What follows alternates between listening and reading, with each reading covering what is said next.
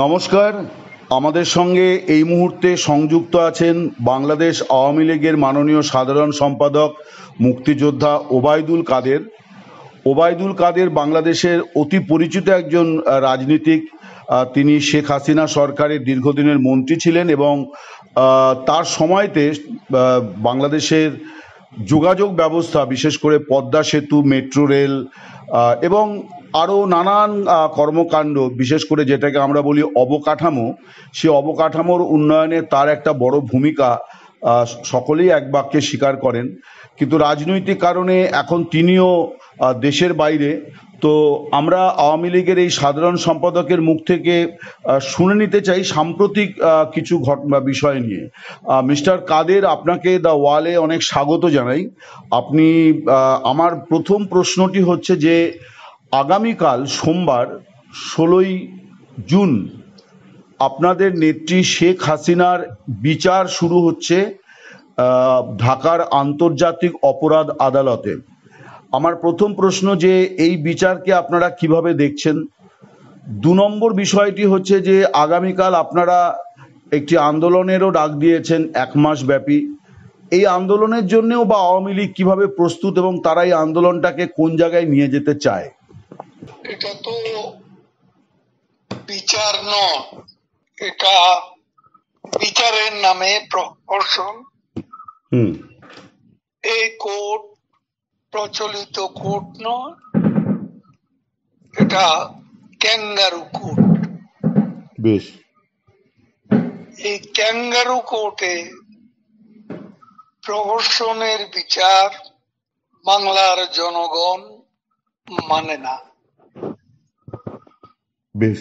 এবং এই বিচার কেন? হত্যা মামলা। এই হত্যা মামলা সম্পর্কে সঠিক তথ্য এখন আস্তে আস্তে বেরিয়ে আসছে। বেশ। সে 1400 জনের প্রাণহানি, এর মধ্যে 1000ই হচ্ছে স্নাইপার বুলেট। মানে আপনি বলছেন যে বুলেট মানে পুলিশ বা নিরাপত্তা বাহিনী ব্যবহার করে না। পুলিশ বাহিনী, নিরাপত্তা বাহিনীর গুলিতে সেই এত মানুষের প্রাণহানি, এটা বাস্তবের চিত্র নয়। বেশ। এবং এই স্নাইপার বুলেটের সঙ্গে পাকিস্তান থেকে আসা লস্করে তৈয়বাও যুক্ত ছিল। টেরোরিস্ট, মিলিটেন্ট, এরাই ছিল তাদের সো কল্ড জুলাই অগাস্ট মুভমেন্টের মূল শক্তি। এদেরকে ব্যবহার করে লাশ বানিয়ে সো কল্ড মুভমেন্ট জোরদার করার কূটকৌশল তারা অবলম্বন করছে। এখানে শুধু শেখ হাসিনা নন, একটু আপনাকে থামাচ্ছি, এখানে শুধু শেখ হাসিনা নন, আপনার বিরুদ্ধেও মামলা আছে। হয়তো আগামী দিনে আপনার বিরুদ্ধেও খুনের মামলা এবং সেগুলো আসবে। তাহলে আপনারা বিরুদ্ধে, তার ফ্যামিলি, শেখ রেহানা থেকে শুরু করে সজীব ওয়াজেদ জয়, এমনকি টিউলি, পুতুল, রূপন্তী, ববি, কে বাকি সবার বিরুদ্ধে মামলা। আমার বিরুদ্ধে 212টি খুনের মামলা। মুক্তিযুদ্ধ করেছি, কিন্তু মুক্তিযুদ্ধের পর সেই যে রাইফেল জমা দিয়েছে, আর কোনোদিন কোন অস্ত্র আমি ব্যবহার করি, আর কারো অস্ত্র ব্যবহারে আমার কোনো নির্দেশও ছিল না। এবং আমি খুন করে রাজনীতিতে কিছু অর্জন করব, এ ধরনের চিন্তা ভাবনা কোনোদিনও আমার ছিল। একটা বিষয় বলি, আপনার কথাতে স্পষ্ট হলো যে আপনারা এই বিচারটা বয়কট করছেন। এবার আমার প্রশ্ন হচ্ছে যে দেখুন, এত বড় একটা ঘটনা ঘটলো, কিন্তু যেটা সামনে আসলো যে ওবায়দুল কাদের তিনি ছাত্রদেরকে এই সশস্ত্র মোকাবিলার নির্দেশ দিয়েছিলেন। তার ফলে বৈষম্য বিরোধী ছাত্র আন্দোলনের পক্ষে জনমত রাজপথে আছড়ে পড়ল। ফলে আপনি কিন্তু এই গোটা ঘটনাতে ভিলেন, মানে ক্ষমতাচ্যুত হয়েছেন শেখ হাসিনা এবং তার সরকার, আর ভিলেন হয়েছেন ওবায়দুল কাদের। আমি কিন্তু কখনো এই বক্তব্যটাকে কাউন্টার করতে শুনিনি আওয়ামী লীগকে। মানে আপনি যদি এই ব্যাপারে আপনার প্রতিক্রিয়া আমি দেন। তো আমি তো আপনি শুনেছেন কিনা জানি, আমি তো বারবার এ কথা বলেছি যে এটা কেউ প্রমাণ করুক। আমি চ্যালেঞ্জ করেছি যে ছাত্রলীগ আন্দোলন মোকাবিলার জন্য যথেষ্ট। এ ধরনের বক্তব্য আমি ভুলেও বলিনি, কখনো বলিনি। ওই দিনের মিডিয়ার যে যারা কভার করেছিল, হুম হুম those who covered our meeting, hmm hmm press briefing, তাদের সেদিনের ভিডিওটি এনে তদন্ত করে দেখুন, মিস্টার কাদের, আমি পরীক্ষা একটা করে প্রশ্ন দেখুন। করি আমি একটা প্রশ্ন আমি করি এ ধরনের কোনো মন্তব্যই করিনি। হ্যাঁ, আমি আপনার কথা শুনলাম। ছাত্রলীগ যথেষ্ট। আমি আপনার কথা শুনলাম, কিন্তু আমার মনে হয় যে আপনাকে তো বোধহয় দলের কাছেই অগ্নি পরীক্ষা দিতে হচ্ছে যে এমন কোনো কথা আপনি বলেননি। কারণ আপনি যে বলেননি এই কথাটি কিন্তু আওয়ামী লীগ খুব জোরালোভাবে কখনো বলছে না, যে না ওবায়দুল কাদের আমাদের সাধারণ সম্পাদক এরকম কোনো উস্কানিমূলক মন্তব্য করেননি। এই কথাটি কিন্তু আমরা আওয়ামী লীগের মুখ থেকে শুনছি না। দেখুন, আমি তো আওয়ামী লীগের জেনারেল সেক্রেটারি, এই প্রশ্নটিও তো কাউকে করেনি, এখন না করলে কিভাবে জবাব দেবে? আচ্ছা। তবে আওয়ামী লীগ তো ছিল, তখন এ নিয়ে আওয়ামী লীগ মহলে কোনো উচ্চবাচ্য ছিল না। আমাকে কেউ এটাও বলেননি যে আপনি ভুল করেছেন। আমাদের নেত্রীও আমাকে বলতে পারতেন, কিন্তু আমি তো এ ধরনের মন্তব্য করিনি। নেত্রীর একটা বক্তব্য দিয়ে মিডিয়ার একটা অংশ সেদিন বিভ্রান্তি সৃষ্টি করতে চেয়েছিল।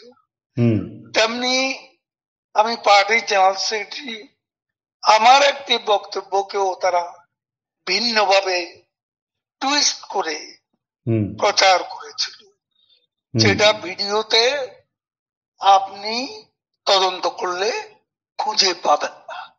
সেদিনের মিডিয়া তো আছে।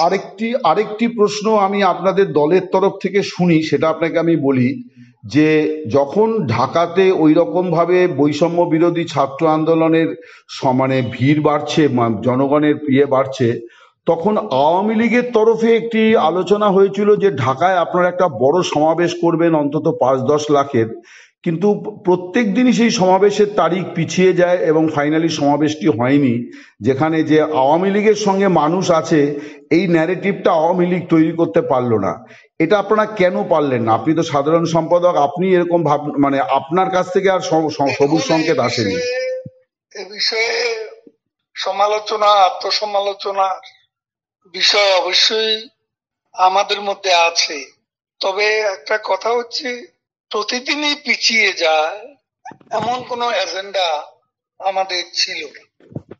যথারীতি আমাদের সমাবেশ শহরে, ঢাকা সিটিতে, তার বাইরে বিভিন্ন জায়গায় হচ্ছিল, জেলা পর্যায়ে, বিভাগীয় পর্যায়ে, উপজেলা পর্যায়ে।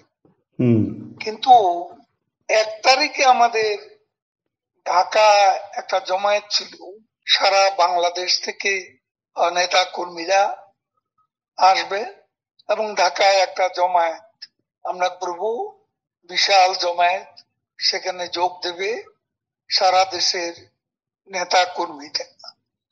এ ধরনের একটা প্রোগ্রাম ছিল, কিন্তু এটা শেষ মুহূর্তে একটা যুক্তির কারণে, একটা অনেকটা অকাট্য যুক্তি, কারণ তখন কারফিউ ছিল।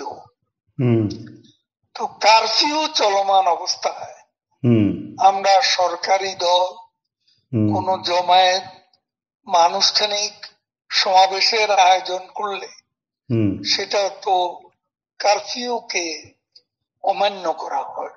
এই যুক্তিতে শেষ মুহূর্তে এই জমায়েতটি স্থগিত করা হয়। আরেকটি বিষয় আপনাকে বলি, আপনি আমাকে যে সাক্ষাৎকার দিয়েছেন তাই নিয়ে তো আপনি নিশ্চয়ই দেখছেন সমাজ মাধ্যমে, আপনার দলের লোকেরাও নানান রকম মন্তব্য করছেন। আমাকে একজন বলেছেন এবং অনেকেই বলেছেন, একজন খুব স্পষ্ট করে বলেছেন যে ওবায়দুল কাদের এই গণ অভ্যুত্থানের ভিলেন, এবং ওবায়দুল কাদের আওয়ামী লীগের প্রত্যাবর্তনটাকেও আটকে দিলেন এইরকম একটি গল্প ফেদে, যে আওয়ামী লীগের জেনারেল সেক্রেটারিকে বাথরুমে আত্মগোপন করতে হয়েছিল। আপনি যদি এই ব্যাপারটা আপনার অবস্থানটা পরিষ্কার করেন আর কি। ওই প্রসঙ্গটা আমি আবারও উল্লেখ করতে চাই না। যে বিষয়টা আমি একবার বলেছি, সেটা আমার সাহস আছে সত্য কথা বলার, সে কারণে আমি সত্য উচ্চারণ করেছি। তখন আমার কি ভূমিকা সেটা আওয়ামী লীগের যিনি সভাপতি, প্রধানমন্ত্রী, তিনি তার নির্দেশের বাইরে আমি কোনো কাজ করিনি, আমি কোনো কথা বলিনি। তিনি হলেন সবচেয়ে বড় সাক্ষী। এবারে আমি আমার আমি যে কথা বলছি, শারীরিক কারণে আমাকে কিছুদিন তিনি চুপ থাকতে বলেছিলেন, ঠিক। আবার তিনি আমাকে কর্মকাণ্ডে জড়াতে বলেছেন, কথা বলতে বলেছেন। আমি তার নির্দেশ মেনে আজ কথা বলে চলছি। এখানে কোনো আইডেন্সি, কোন আওয়ামী লীগে নানা মতের মানুষ থাকতে পারে, আমাকে যারা পছন্দ করেন না এমন লোকও থাকতে পারেন। সবারই একটা অ্যাম্বিশন আছে, সেখানে আমাকে প্রতিদ্বন্দ্বীও ভাবতে পারেন। তো আমার মনে হয় আমি এগুলো নিয়ে কাউকে কোনো স্পার্শন দিতে চাই না, কাউকে দোষারোপ করতে চাই না। এটা একটা মাল্টি ক্লাস অর্গানাইজেশন। আপনি কি এই পরিস্থিতিতে দলকে নেতৃত্ব আছে, এটা হতে পারে। আমি ভিন্ন মতকে শ্রদ্ধা করি, কিন্তু একটা পার্টিতে বিশেষ করে এই দুঃসময় এমন কোনো কথা আমাদের কারো বলা উচিত যে মতান্তর মনান্তরের রূপ নেবে, এমন কথা বল। আপনি কি এই দুঃসময়ে পার্টিকে নেতৃত্ব দিয়ে যেতে চান, নাকি যারা আপনাকে আপনার পদে বসতে চান তাদের জন্য জায়গাটা ছেড়ে দিতে চান, নাকি আপনি লড়াইটা চালিয়ে যেতে চান, নেতৃত্ব দিতে চান দলকে? এটা যদি বলেন কি বিষয় আপনার অভিমত। আমার নেতা বঙ্গবন্ধু কন্যা, তার ইচ্ছায় আমি পার্টির জেনারেল সেক্রেটারি হয়েছি। তখনও এখানে মনে মনে অনেকেই প্রার্থী ছিল, থাকতে পারেন আওয়ামী লীগের মতো একটা পার্টিতে। এটাও তো গণতন্ত্রের বিউটি। আচ্ছা, এটা তো গণতন্ত্রের বিউটি, প্রার্থী থাকা। ঠিক, এখনো থাকতে পারে, কিন্তু এখন প্রার্থীটা নিয়ে লড়াই করার সময়। আর এখন আমি যা করছি, যে সভাপতি নির্দেশে আমি বাংলাদেশে কাজ করেছি, তার নির্দেশেই এখন তিনি যতটুকু বলছেন সেই সীমারেখার মধ্যে থেকেই আমি কথা বলছি। আমার দ্বিতীয় প্রশ্নটি হচ্ছে যে আগামীকাল থেকে আপনাদের 1 মাস ব্যাপী একটা কর্মসূচি আছে, এর মাঝখানে 23শে জুন আপনাদের দলের প্রতিষ্ঠা বার্ষিকীও আছে। তো কালকে আপনারা ঠিক কতটা কি করতে পারবেন, মানে আপনারা কতটা আত্মবিশ্বাসী, মানে কতদূর প্রস্তুতি আপনারা নিয়েছেন? দেখুন, পরিবেশ পরিস্থিতি উপর অনেক কিছু নির্ভর করে। আমাদের নেতা কর্মীদের একটা উল্লেখযোগ্য অংশ আজকে কারাগারে, প্রতিদিনই গ্রেপ্তার হচ্ছে, নির্যাতন হচ্ছে। একটা অংশ দেশের বাইরে আছে। তারপরও কিছুদিনের মধ্যে আওয়ামী লীগ সংগঠিত হওয়ার একটা ভালো পর্যায়ে উন্নীত হয়েছে, এবং আজ সারা বাংলাদেশেই আওয়ামী লীগের কর্মীরা সংঘবদ্ধ হচ্ছে, তারা মিছিল করছে, মিছিলের সংখ্যা উপস্থিতি দিনে দিনে বাড়ছে, এবং আমাদের নেত্রীর যে অনলাইন বৈঠকগুলো, এগুলো কর্মীদের নতুন আশায় উজ্জীবিত করেছে, এবং তারা আজকে অনুপ্রেরণা পেয়েছে, এবং লড়াই চলে যাওয়ার অঙ্গীকারে তারা আজকে ঐক্যবদ্ধ হচ্ছে। আমাকে বাংলাদেশের সবচেয়ে বড় কথা, আওয়ামী লীগের শক্তির উৎস বাংলাদেশের জনগণ। আমাদের বিশ্বাস আজকে ইউনূস দখলদাররা যেভাবে বাংলাদেশকে মিস্টার কাদের আমি ইউনূসের প্রসঙ্গে একটু পরে আসছি। আমাকে বাংলাদেশের দুজন গুণী সাংবাদিক, আমি খুব সচেতনভাবেই তাদেরকে গুণী সাংবাদিক বলছি, যারা হাসিনা জমানাতে কুনজরে ছিলেন সরকারের, এবং আপনাদের সহযোগী দুটি দলের নেতা আমাকে বলেছেন যে গণ অভ্যুত্থানের আগে পরে আওয়ামী লীগের বিরুদ্ধে বাংলাদেশের মানুষের যে জনক্ষোভ তৈরি হয়েছিল সেটা 100 থেকে নেমে 10-এ নেমে এসছে, মানে এতটাই কমে গেছে। কিন্তু তারা বলছেন যে আওয়ামী লীগের ফসল মাটিতে পড়ে পচে নষ্ট হচ্ছে, ফসল কাটার লোক নেই, কারণ তাদের নেতা নেই। আপনারা কি এবার কোনোভাবে ফিরে যাওয়া নেতাদের সেইভাবে নিতে, আমি আপনার কথা বলছি না, আপনার শারীরিক অসুস্থতার কথা সকলেই জানেন, খুবই গুরুতর, আপনি অসুস্থ, কিন্তু এইরকম ভাবনা চিন্তা। এখন অসুস্থ, গুরুতর অসুস্থ, এখন আমি কাজ করার মতো যথেষ্ট অ্যাবিলিটি আমার আছে, আমি আজ করে। তো আপনারা কি ঝুঁকি নিয়ে দেশে ফিরে যাবেন এই পরিস্থিতিতে, মানে ফসল কাটার অভিযানের নেতৃত্ব দেওয়ার জন্য? আমরা চিন্তা ভাবনা করছি, আমি সে কথাই বলতে চেয়েছিলাম। বলুন। আপনি ইন্টারাপ্ট করলেন।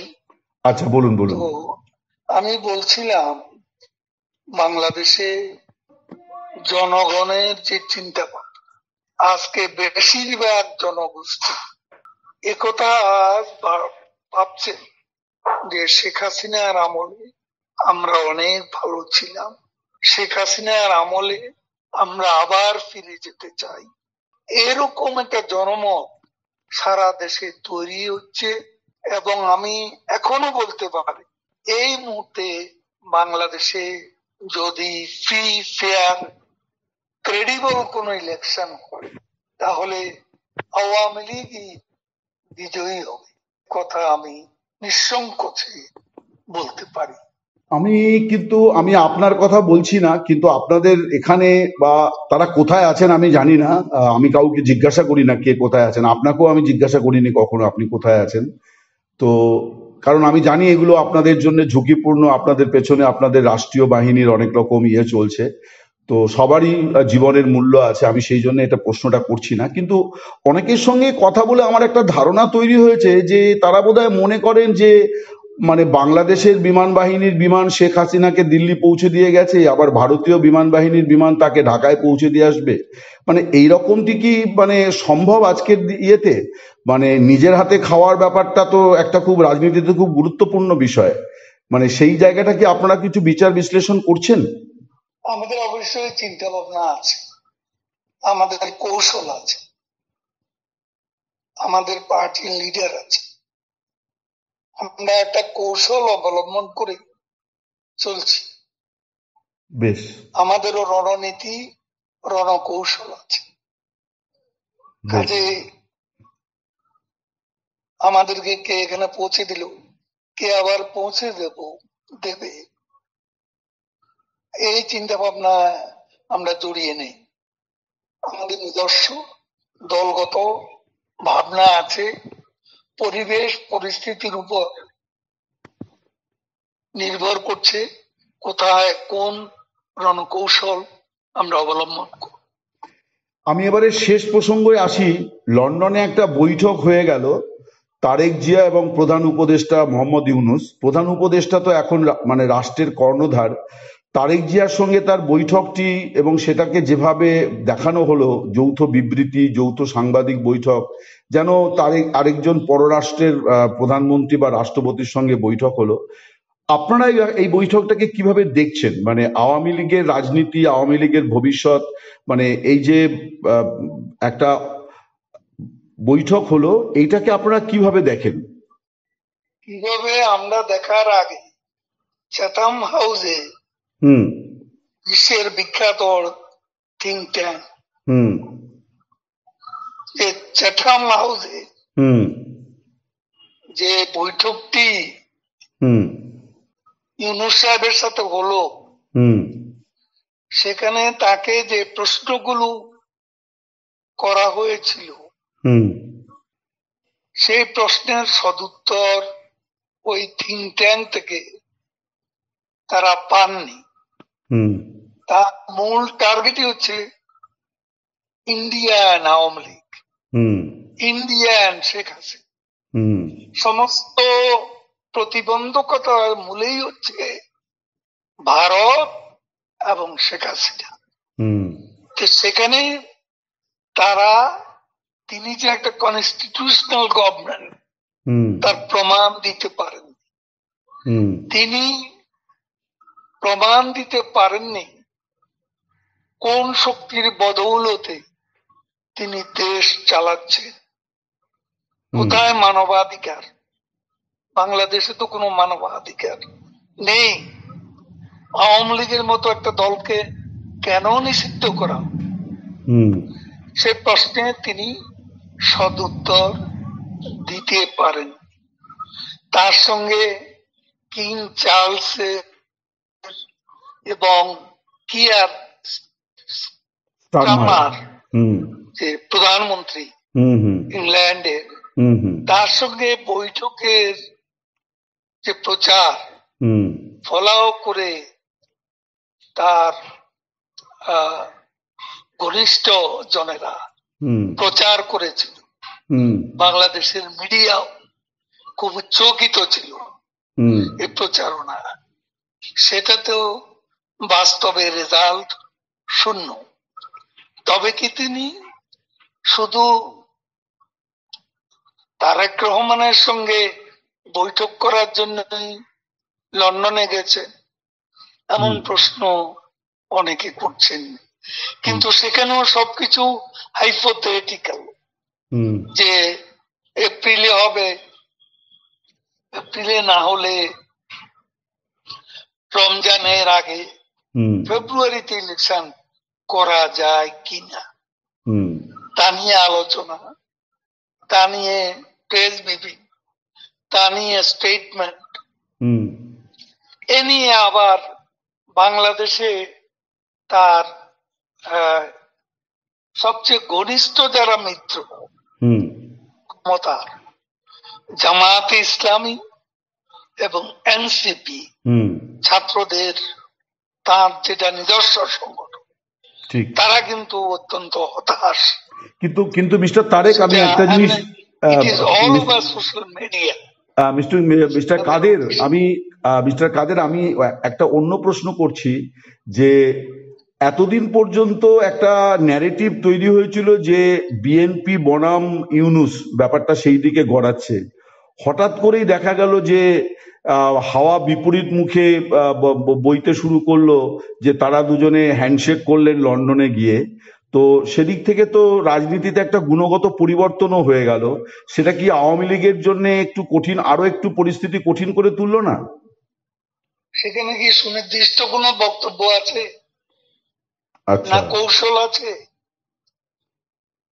ইউনূস তো তার অন্দরের লোকজনকে নিয়েই ইউনূস। এখন বিএনপি এতদিন তার ব্যাপারে তাদের মধ্যে দ্বিধাদ্বন্দ্ব ছিল, সেই দ্বিধাদ্বন্দ্বের অবসান এখনো হয়েছে এমন কোনো কথা আনুষ্ঠানিকভাবে বিএনপি থেকে কেউ পায়নি। আমরা শুনছি যে তারেক জিয়া, ব্যাপারটাই ধোঁয়াশা। আমরা কোনো গুণগত পরিবর্তনের কোনো আভাস নেই এবং পরিস্থিতি আরো ধোঁয়াশার দিকে যাচ্ছে এবং ক্রমেই একটা স্মোক স্ক্রিন দেখতে পাবেন কে কোনটা। কারণ সেখানে যে আলোচনা হয়েছে তাতে ফেব্রুয়ারি নির্দিষ্ট বলে বলা হয়নি, বলছে চিন্তা ভাবনা করা যাবে, সংস্কার করে বিচার করে কতটা করা যায় সেই চিন্তা করব।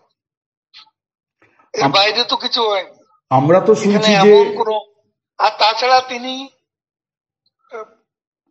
বিদেশে বসে পলিটিক্যাল যেসব সিদ্ধান্ত নিয়েছেন সেগুলো তার মিত্ররা জামাত এবং এনসিপি এরা তো প্রকাশ্যেই হতাশা ব্যক্ত করে বলেছে তারা এই সিদ্ধান্তের সাথে একমত নন। আমরা তো শুনছি যে, তাহলে আপনি কেমন করে বলবেন যে গুণগত পরিবর্তন?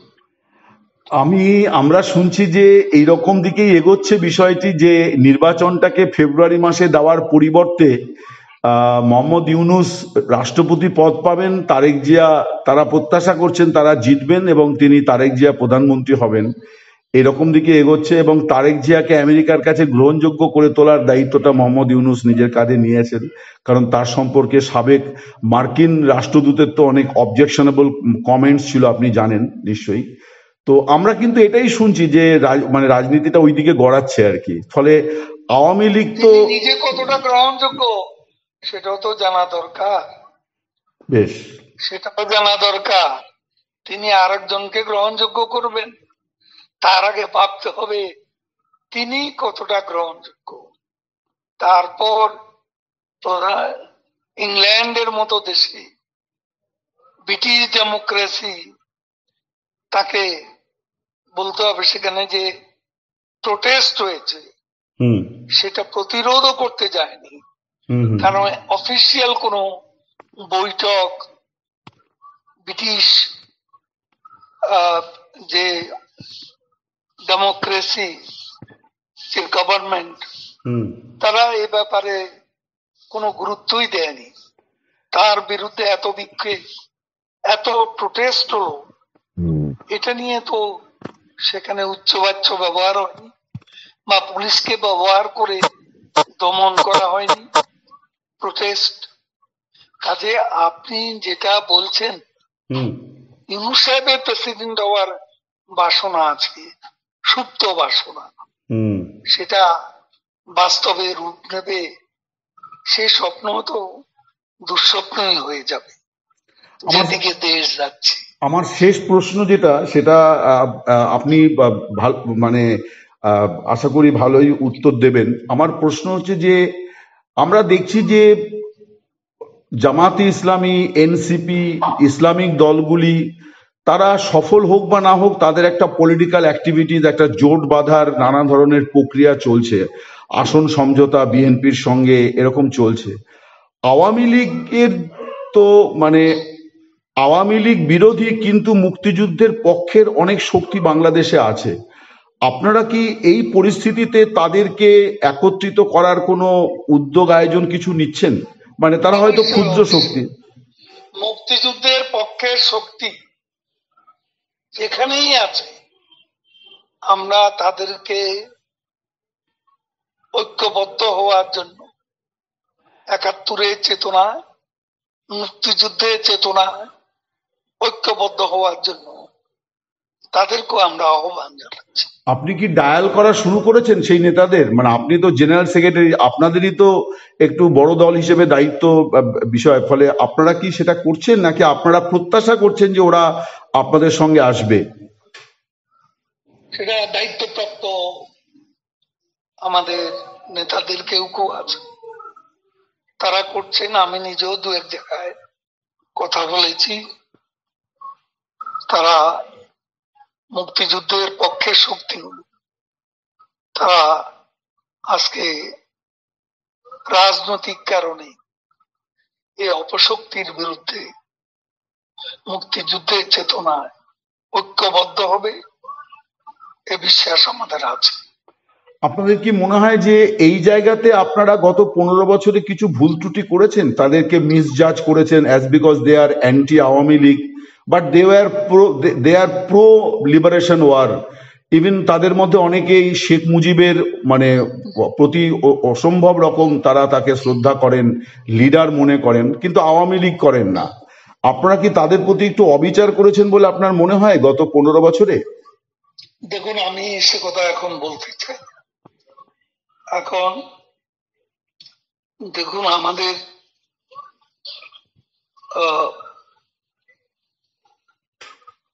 এখানে 14 দল ছিল। 14 দলের সাথে আমাদের আদর্শগত একটা মিল ছিল, সাদৃশ্য ছিল। আমরা